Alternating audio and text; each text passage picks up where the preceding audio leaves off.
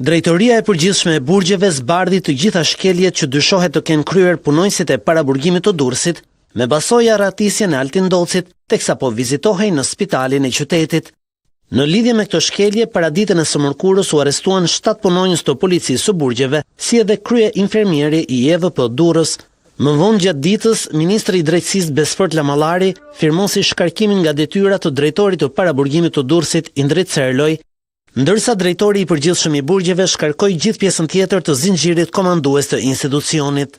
Mes një reagimi zyrtar, drejtoria e përgjithshme e burgjeve tha se nga verifikimet paraprake ka rezultuar se për shoqërimin e planifikuar të paraburgosurit Ndoci në spitalin e qytetit, EVP Durrës nuk ka informuar drejtorinë e përgjithshme të burgjeve dhe as komisariatin e policisë Durrës. Po ashtu zyrtarët e burgut, ku Altin Ndoci mbahej i izoluar, nuk kanë raportuar në drejtorinë e përgjithshme të burgjeve as planifikimin dhe as realizimin e vizitës mjekësore, kjo në kundërshtim me aktet nënligjore në fuqi.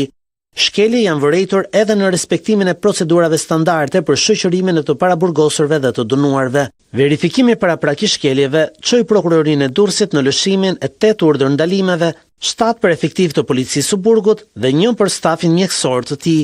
Në lidhje me dinamikën e arratisë së Altindolcit, burgjet sqaruan se ai ishte paraqitur në pavionin infektiv për marrjen e trajtimit mjekësor. Pas vizitës mjekësore nga mjeku kardiolog në spitalin rajonal Durrës, është rekomanduar mjekim dhe rikontroll pas 2 orësh. Gjatë kohës që ka qenë duke marrë trajtim mjekësor, shtetasi Altindoci ka kërkuar të shkojë në tualet. Ai është shoqëruar nga punonjësit e policisë së burgjeve, por gjatë këtij momenti ka kundërshtuar dhe goditur punonjësit duke arritur të arratiset.